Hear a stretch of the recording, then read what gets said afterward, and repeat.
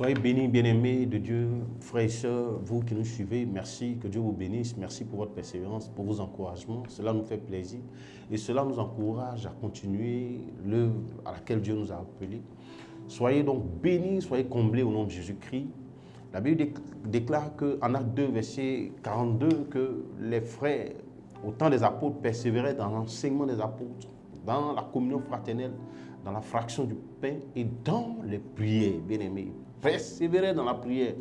Ils écoutaient régulièrement et religieusement l'enseignement des apôtres. Parce que la connaissance produit la vitesse. Il est bien de connaître. Celui qui connaît va plus vite. Alors, bien-aimés, ce soir encore, nous voulons nous réjouir avec vous. Et nous allons donc prier le Seigneur pour sa parole. Père Saint, nous voulons te dire merci. Tu as dit qu'il est bien pour des frères de demeurer ensemble. Et c'est lorsque nous sommes réunis que tu fais descendre ta grâce. Seigneur Dieu, envoie ta grâce par ta parole. Envoie la sagesse par ta parole. Envoie la bénédiction par ta parole. Apporte la délivrance et l'éclairage par ta parole ce soir. Éternel Dieu des armées, que ta parole vienne nous guérir, elle vienne nous encourager, qu'elle vienne nous fortifier, qu'elle vienne, oh Dieu, nous regarder au nom de Jésus-Christ de Nazareth. Merci Seigneur de nous bénir encore en ce jour par ton Esprit Saint. Dans le nom de Jésus, nous avons prié. Amen. Bien-aimés, aujourd'hui nous allons aborder une série, un enseignement portant sur les secrets de l'exaucement. Alléluia, de nos prières, bien entendu. Et donc nous allons, parce que c'est important de prier, mais il faut savoir toucher le cœur de Dieu. Lorsque nous entrons dans la présence de Dieu, le désir de tout un chacun, c'est d'être exaucé, c'est de voir sa prière exaucée. Mais il y a une attitude à adopter, il y a une façon de procéder qu'on pourrait appeler la bonne manière. Et donc, nous allons voir pour la première série aujourd'hui. Et donc, je vous conseille de rester attaché, de rester fidèle. Chaque mercredi, vous pourrez nous suivre sur cet enseignement. Alléluia. Le dimanche, on pourra parler d'autres choses, mais les mercredis particulièrement, nous allons parler des secrets d'exaucement de la prière. Et donc, pour comprendre cela, pour découvrir ces secrets, nous allons prendre un exemple dans le livre de Néhémie. Nous allons voir comment entrer dans la présence de Dieu et comment toucher donc le cœur de notre Dieu. Alléluia. Et donc, nous allons prendre nos Bibles dans le livre de Néhémie à partir du premier chapitre et à partir du premier verset. Alléluia, du verset premier. Il est dit ceci, parole de Néhémie, fils de Hakalia. Au mois de Kislev, la 20e année, comme j'étais à Suse, dans la capitale, Anani, l'un de mes frères et quelques hommes arrivaient de Juda. Je les questionnais au sujet des Juifs réchappés qui étaient restés de la captivité au sujet de Jérusalem. Il me répondit, ceux qui sont restés de la captivité sont là dans la province, au comble du malheur et de l'opprobre. Les murailles de Jérusalem sont en ruine et ses portes sont consumées par le feu. Lorsque j'entendis ces choses, je m'assis, je pleurai et je fus plusieurs jours dans la désolation. Je jeûnai et je priai devant le Dieu des cieux. Et je dis, ô Éternel, écoutez bien la prière de Néhémie. Et comment il aborde la prière? Et je dis au verset 5, ô Éternel, Dieu des cieux, Dieu grand et redoutable, toi qui gardes ton alliance et qui fais miséricorde à ceux qui t'aiment et qui observent tes commandements. Que ton oreille soit attentive et que tes yeux soient ouverts. Écoute la prière que ton serviteur t'adresse en ce moment, jour et nuit, pour tes serviteurs, les enfants d'Israël, en confessant les péchés des enfants d'Israël, nos péchés contre toi, car moi et la maison de mon Père, nous avons péché. Nous t'avons offensé et nous n'avons pas observé les commandements, les lois et les ordonnances que tu prescrivis à Moïse, ton serviteur. Nous allons nous arrêter là au verset 8. Vous allez pouvoir lire la suite de ce récit-là, de ce passage à la maison. Le Seigneur, la Bible nous dit quoi? Vous savez, le peuple d'Israël est le peuple choisi de Dieu. C'est le peuple élu de Dieu. Vous comprenez? Il appelle par moment son premier fils. Il appelle par moment son épouse. Vous comprenez? Et donc, c'est le peuple que l'Éternel s'est choisi. Et l'Éternel qui a fait les cieux et la terre a choisi Israël sans le conseil de personne, sans qu'Israël ne lui soit recommandé. Mais il a porté son choix sur cette nation. Et Dieu, qui est auteur du ciel et de la terre, a les moyens d'assurer la sécurité d'Israël. Mais ce qui s'est passé, c'est qu'à un moment donné, Israël va emporter envie aux nations qui les entouraient. Israël va désirer un roi. Et à la suite de cela, Israël va commencer à vautrer dans le péché.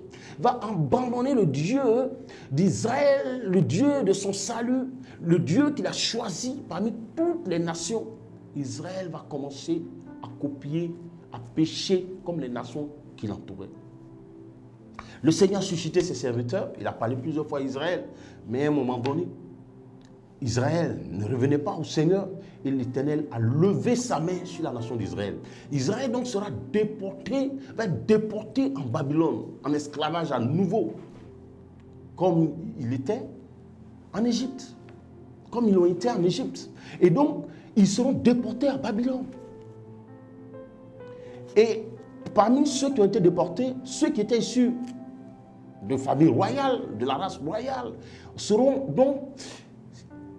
au service du roi de Babylone. Ils seront au service donc dans le palais du roi de Babylone. Et parmi eux, il y avait un juif appelé Néhémie. Et cet homme, descendant d'Israël,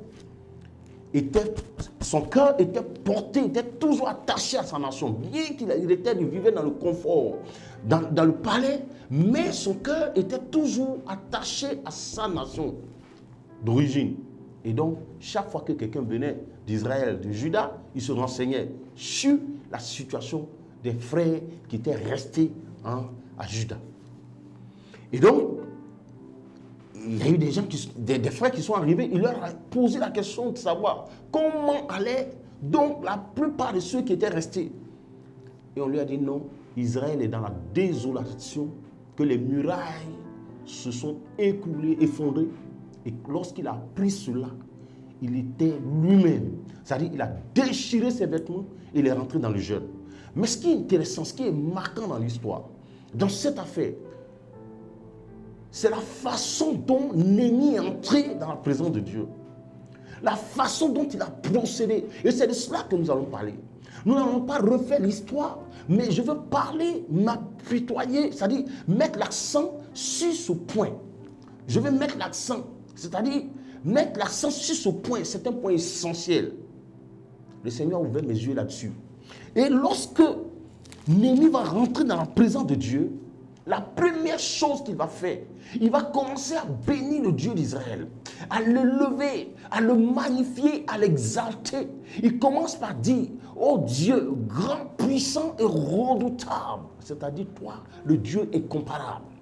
Dieu grand, puissant et redoutable. Toi qui gardes ton alliance envers ceux qui t'aiment, qui gardent tes commandements. Il a encore dire à Dieu que tu es un Dieu saint, tu es un Dieu fidèle, tu es juste. Car ton trône, Dieu, repose sur la justice et l'équité. Et tu n'es en rien comparable à aucun autre. Tu tiens à ta parole et à tes promesses. Et tu as les moyens de réaliser tes promesses, de les accomplir. Vous comprenez? C'est-à-dire, il magnifie d'abord l'Éternel, il le lève de tout son cœur, il met Dieu à sa place, il le lève dans toute sa grandeur, il lui rend toute la gloire, il l'exalte, il l'élève, il le magnifie, il salmodie le Seigneur. Alléluia.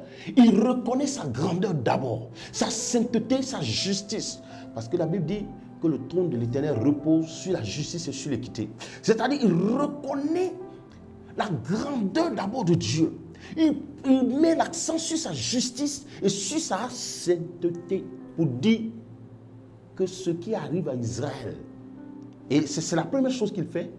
La deuxième chose, lorsqu'il va commencer, quand il finit de lever Dieu maintenant, il va commencer à présenter la situation de sa nation. Et quand il commence à présenter la situation de sa nation, il ne s'exclut pas lui-même. Il ne s'exclut pas. Il dit, moi et ma nation, nous avons péché.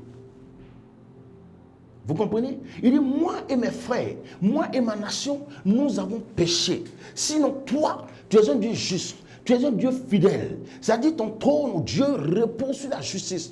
Toi qui gardes ton alliance avec tous ceux qui t'obéissent, qui t'aiment et qui gardent ta parole, tes commandements. Tu as été toujours fidèle à l'endroit et bon, bienveillant, lent à la colère, riche en bonté. Avec tous ceux qui gardent ton alliance. Comme pour dire que le Seigneur est juste dans ses jugements. Tes jugements de Dieu sont justes parce qu'ils reposent sur la justice et sur l'équité, sur la vérité. Tu juges selon la vérité, Seigneur. Ce qui nous arrive, au moment où tu nous choisissais, nous n'étions pas là. Au moment où tu choisissais Israël, parmi toutes les autres nations de la terre, au milieu des nations de la terre, Israël n'était pas là. On n'avait même pas l'information, nous n'étions pas informés. Mais il t'a plu à toi, oh Dieu, dans ta préscience, de porter ton choix sur Israël. Et tu t'es juré de prendre soin de cette nation. Et tu l'as toujours fait. Tu l'as toujours démontré. Tu as été fidèle envers Abraham. Tu as été fidèle envers Isaac. Tu as été fidèle envers Jacob. Tu as toujours gardé ton alliance. Mais c'est nous-mêmes qui avons péché contre toi. Car en réalité, tous ceux qui t'obéissent, Seigneur, tu prends soin d'eux. Tu les bénis, tu les gardes. Tu es suffisamment puissant pour assurer leur sécurité. Tu es suffisamment puissant pour les protéger. Tu es suffisamment puissant pour les garder. Donc, il rappelle cela à Dieu. Il lui rappelle ses attributs, sa force, sa sainteté, ses qualités. Et il met l'accent sur sa justice et sur sa fidélité. Cela va toucher le cœur de Dieu. Dès qu'il dit ça, il commence maintenant à dire, il revient pour dire, nous sommes des hommes et nous sommes des pécheurs. Nous sommes responsables de ce qui nous arrive. Et la Bible dit, le cœur de Dieu sera touché. Alléluia. Le cœur de Dieu sera touché. Quand on prend le chapitre 2, à la suite de cela, au chapitre 2, il dit, au mois de Nissan, la 20e année du roi Artaxerxès, comme le vin était devant lui, je pris le vin, je l'offris au roi. Jamais je n'avais paru aussi triste. Je n'avais paru triste en sa présence. Le roi me dit, pourquoi as-tu mauvais visage? Tu n'es pourtant pas malade. Ce ne peut être qu'un chagrin de cœur. Je fus saisi d'une grande crainte et je répondis au roi, que le roi vive éternellement. Même lorsqu'il rentre dans la présence du roi, c'est-à-dire quand le roi même, avant même de présenter son sujet au roi, il bénit le roi, il dit au roi, vis éternellement. Alléluia. Vis éternellement. Et la Bible dit qu'il va présenter sa demande au Dieu. Et je répondis au roi, que le roi vive éternellement. Comment n'aurais-je pas mauvais visage lorsque la ville où sont les sépulcres de mes pères est détruite et que ses portes sont consumées par le feu? Et le roi me dit, que demandes-tu? Je priai le Dieu des cieux. Au verset 5, et j'ai répondu au roi, si le roi le trouve bon, et si ton serviteur lui est agréable, envoie-moi en Juda vers la ville des sépulcres de mes pères pour que je le rebâtisse. Au verset 6, le roi auprès duquel la reine était assise me dit alors, combien ton voyage durera-t-il et quand seras-tu de retour? Ça veut dire qu'aussitôt, le Seigneur a répondu à la prière de Néhémie. Il a exaucé sa prière. Alléluia. Il a exaucé sa prière. Il a fait fléchir le cœur du roi babylonien. Alléluia. Il a incliné le cœur du roi. Aussitôt, il a accédé à la demande de Néhémie. Bien-aimé, c'est le premier exemple. Nous allons voir un autre. Nous allons voir un autre exemple dans le livre de Daniel. Vous allez comprendre comment entrer dans la présence de Dieu et comment, ça c'est le premier point. Alléluia. Nous allons voir un deuxième le mercredi prochain. Soyez donc fidèles. Alléluia. Vous comprendrez comment entrer dans la présence de Dieu et comment obtenir l'exaucement de sa prière. Daniel dit ceci, au Daniel chapitre 9, je vais faire les commentaires après. À partir du premier verset, il dit ceci. La première année de Darius, fils d'Assyrus, de la race de Médès, lequel était devenu roi du royaume des des Chaldéens. La première année de son règne, moi, Daniel, je vis par les livres qui devaient s'écouler 70 ans pour les ruines de Jérusalem, d'après le nombre des années dont l'Éternel avait parlé à Jérémie, le prophète. Je tournai ma face vers le Seigneur, le Dieu, afin de recourir à la prière et aux supplications en jeûnant et en prenant le sac et la cendre. Je priai l'Éternel, mon Dieu, et je lui fis cette confession. Et suivez bien. Seigneur, Dieu grand et redoutable. Il répète les mêmes phrases que Néhémie, Daniel. Pourtant, les deux n'étaient pas ensemble. Il répète les mêmes phrases. Il dit ceci. Je priais l'Éternel mon Dieu et je lui fis cette confession. Seigneur, Dieu grand et redoutable, toi qui gardes ton alliance et qui fais miséricorde à ceux qui t'aiment et qui observent tes commandements. Vous comprenez? Il élève le Seigneur, il le magnifie, il bénit le Seigneur, c'est-à-dire il sanctifie son nom. D'abord. Et ensuite, il commence par dire ceci. Nous avons péché, nous avons commis l'iniquité, nous avons été méchants et rebelles. Nous sommes détournés de tes commandements, de tes ordonnances. Alléluia. Vous comprenez?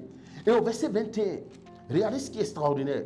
Et au verset 21, il dit, je parlais encore dans ma prière. Ça dit, Daniel dit, il n'avait même pas encore fini. Je parlais encore dans ma prière quand l'homme Gabriel, que j'avais vu précédemment dans une vision, s'approcha de moi d'un vol rapide au moment de l'offrande du soir.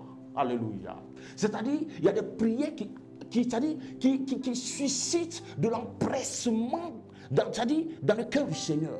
Il y a des prières qui poussent l'Éternel à agir assez rapidement.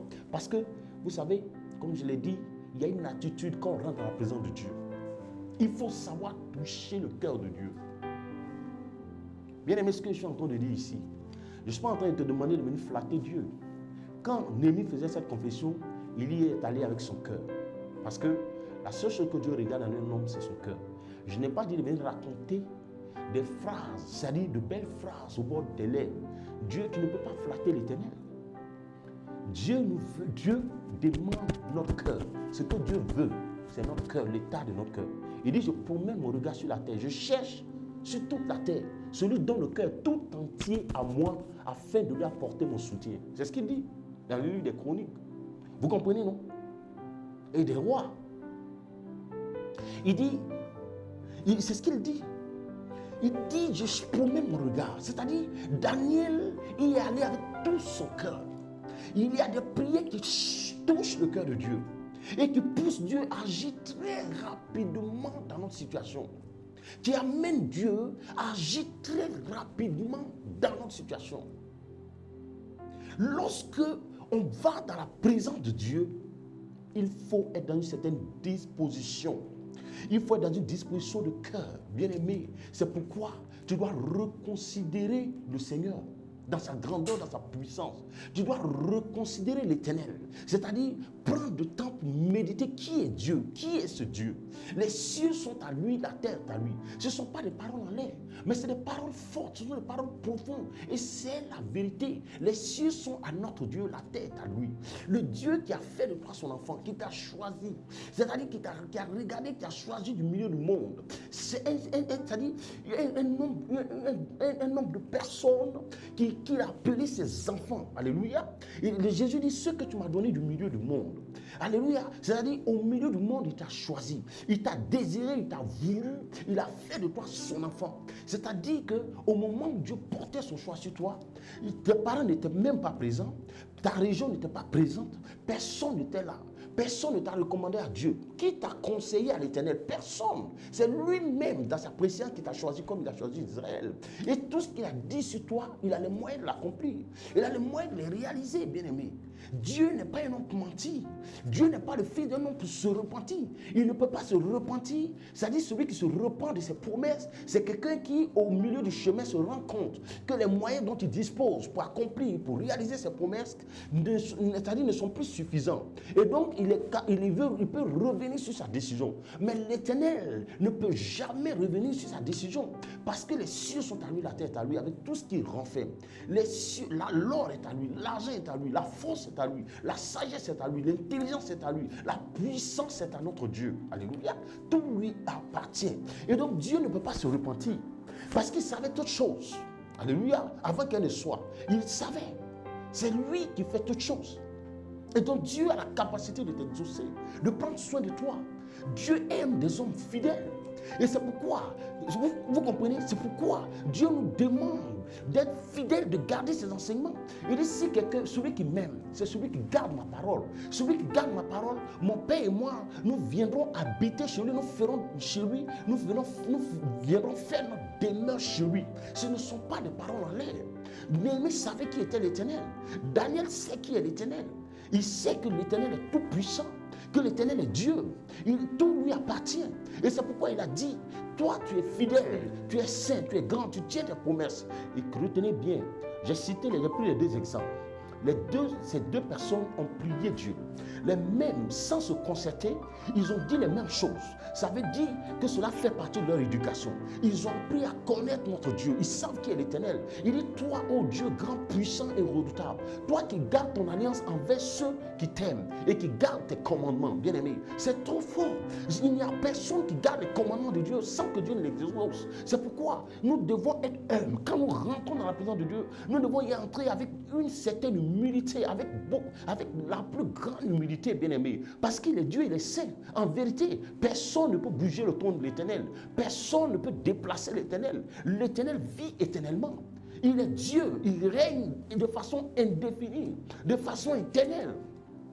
Bien-aimé, il est tout puissant, alléluia. Ce que sa bouche annonce, sa main accomplit toujours. Dieu prend soin de ses enfants. Dieu aime ses enfants que nous sommes. Et Dieu a mal de nous voir souffrir. Mais ce sont nos péchés, comme il a dit. Sa main n'est pas limitée. Sa main n'est pas courte. Et ses oreilles ne sont point bouchées pour nous entendre, pour nous exaucer. Mais ce sont nos péchés. Et donc, quand nous rentrons dans la présence de Dieu, nous devons y aller avec le cœur. Lorsque nous venons dans la présence de Dieu, à l'église ou que ce soit, nous devons y aller avec le cœur, bien aimé. Notre cœur doit être disposé. Daniel a sanctifié le nom du Seigneur. Et c'est pourquoi, je vais te donner un exemple. Regarde, c'est pourquoi Jésus savait ces choses. C'est pourquoi, en Matthieu 5, en Matthieu 6, alléluia, dans le livre, en Matthieu 6, nous allons voir la prière. Matthieu 6, à partir du verset, je crois, le verset 9. Matthieu 6, verset 9, il dit, voici donc comment vous devez prier. Regardez la prière Notre Père, le Notre Père. Regardez le premier point. Il dit, Notre Père qui est aux cieux. La première chose que le Seigneur lui-même, le Seigneur, tout ce qui sort de la bouche de Jésus est sacré. Tout ce que Jésus dit est sacré.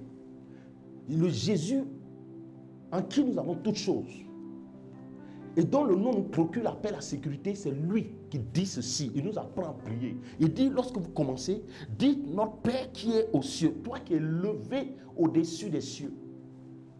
Élevé au-dessus des cieux, dont les cieux et les cieux ne peuvent contenir la gloire. Il dit que ton nom soit, la première chose, le premier point qui nous indique que ton nom soit sanctifié. Les Juifs connaissent le secret. C'est pourquoi quand il rentre dans la présence de Dieu, il commence à l'élever, il commence à le bénir, à révéler ses qualités, sa grandeur, ses attributs. Alléluia. Il révèle, c'est-à-dire il dit ce qu'il est. Il magnifie sa sainteté, il magnifie sa grandeur, bien-aimé. L'un des secrets de l'exaucement, c'est l'exaltation. L'exaltation, c'est-à-dire exalter Dieu, le lever de tout son cœur. Mais bien aimé, ce n'est pas du bord des lèvres. Tu ne vas pas te mettre à écrire de belles phrases pour aller entrer dans la présence de Dieu. C'est inné, ça vient par l'adoration, par la méditation, c'est-à-dire la façon dont tu prends Dieu. C'est-à-dire ta méditation sur la personne du Seigneur lui-même. C'est-à-dire le Dieu saint, le Dieu grand, le Dieu tout puissant, dont le seul nom guérit les malades, dont le seul nom relève les paralytiques, dont le seul nom redonne la vie aux morts. C'est-à-dire, quand tu finis, quand tu prends, c'est-à-dire ta conception du Seigneur doit changer. Tu dois savoir et ton âme doit admettre, ta conscience, ton esprit doit reconnaître la grandeur de ton Dieu. Alléluia. Et donc quand tu rentres dans sa présence, ton cœur doit être disposé. Ta louange doit venir du cœur. Alléluia. Doit venir de ton cœur et non de tes lèvres.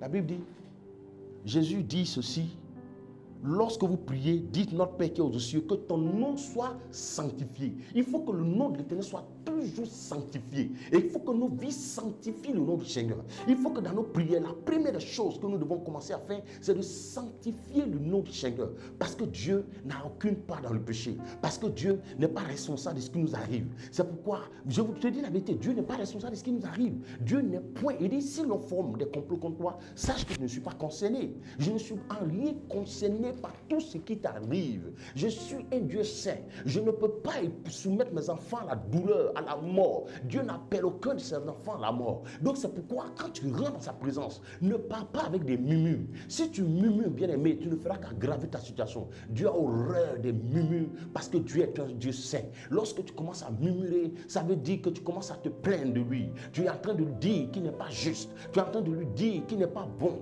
qu'il n'est pas juste dans la répartition de ses bénédictions, dans ses grâces. C'est-à-dire, il fait du bien à d'autres et il laisse d'autres. C'est ce que tu commences par dire. Bien-aimé, c'est amener Dieu au banc des accusés. Ne va pas dans la présence de Dieu en le mettant au banc des accusés, en le convoquant. Tu vas le convoquer devant quel tribunal? Qui es-tu pour juger l'Éternel? Tu as besoin d'exaucement où tu veux aller, c'est-à-dire aller faire une confrontation avec le Père. Tu ne peux pas organiser, tu ne peux pas faire une confrontation avec Dieu. Tu as besoin de lui, tu as besoin de son soutien, tu as besoin de son appui. Bien-aimé, sois intelligent. Tu ne peux pas entrer dans sa présence et le mettre au banc des accusés. Mais sois humble, bien-aimé. Sois humble pour reconnaître que notre Dieu est saint. Sois humble pour reconnaître qu'il est grand. Sois humble pour reconnaître qu'il est puissant. Sois humble pour reconnaître que les jugements de Dieu sont vrais, sont justes. Il repose sur la vérité. Il repose sur la justice. Il repose sur l'équité. Dieu est droit, il est juste, il est correct, bien-aimé. Il est saint. Alléluia. Quand on parle de la sainteté de Dieu, ne vois pas seulement l'aspect de la clarté, c'est-à-dire un Dieu qui n'a pas d'état, c'est vrai. Ça ne se limite pas qu'à ça. Quand on parle de la sainteté de Dieu, on parle de sa perfection. C'est-à-dire c'est le Dieu qui est parfait en bonté, qui est parfait en amour, qui est parfait en puissance, qui est parfait en sainteté, qui est parfait en justice. Il est parfait en tout. Il dit, lorsque vous commencez à prier, dites notre Père qui est aux cieux, que ton nom soit sanctifié. Sanctifie d'abord le nom du Seigneur. Sanctifie-le. Comme je te dis, je ne te demande pas d'aller le flatter. Mais lorsque tu seras en train de parler, Dieu va regarder à l'état de ton cœur, bien-aimé. C'est un secret. Et c'est la première chose. Ce soir, je n'en dirai pas plus. C'est le premier élément sur le secret d'exaucement de nos prières. Et si tu veux voir ta prière exaucée, tu vas commencer à revoir ta copie, ta façon de considérer l'Éternel. Et tu vas rester fidèle à ces enseignements du mercredi jusqu'à ce que nous finissions cette série. Parce que de nature, je suis intercesseur. Un intercesseur, c'est celui qui va constamment dans la présence de Dieu et qui sait comment obtenir l'exaucement de sa prière. Je le te dis en vérité, nous sommes frères, nous sommes ensemble. Et il y a des choses poussées par l'amour qu'on ne peut pas te cacher, on est obligé de te révéler cela. Parce que notre souhait, c'est que l'armée de Dieu soit forte, elle soit puissante en toutes choses. Si nous sommes tous forts, nous sommes puissants, nous allons vaincre, nous allons triompher. Et c'est poussé par l'amour que nous te révélons ces choses. Alors, reste fidèle, reste attaché, reconsidère Dieu et revois ta position, ta relation avec Dieu. Arrête de murmurer contre l'Éternel, de l'accuser, de le mettre au banc des accusés. Parce qu'il est un juge et c'est lui qui t'a choisi. Que Dieu te bénisse, que Dieu te comble. Et j'espère que cet enseignement t'a fait du bien. Alors, je vais prier le Seigneur. Seigneur, merci pour ces quelques mots, ces quelques paroles. Je te fais confiance parce que je sais qu'à la fin de cette série, ton peuple sera béni. Tes enfants comprendront combien tu es grand, combien tu es puissant et combien tu es saint. Tu es le Dieu saint. Je voudrais bénir ton nom et je voudrais te rendre grâce. Merci d'ouvrir leur entendement spirituel et leur donner de comprendre ces choses que tu as cachées aux sages et qui t'a plu de révéler à ceux qui sont tes enfants. Seigneur, merci, y compris moi-même. Je te dis merci parce que cela m'a fait du bien. Toi qui me l'as appris, qui as ouvert mes yeux là-dessus, sois béni éternellement au nom de Jésus. Amen.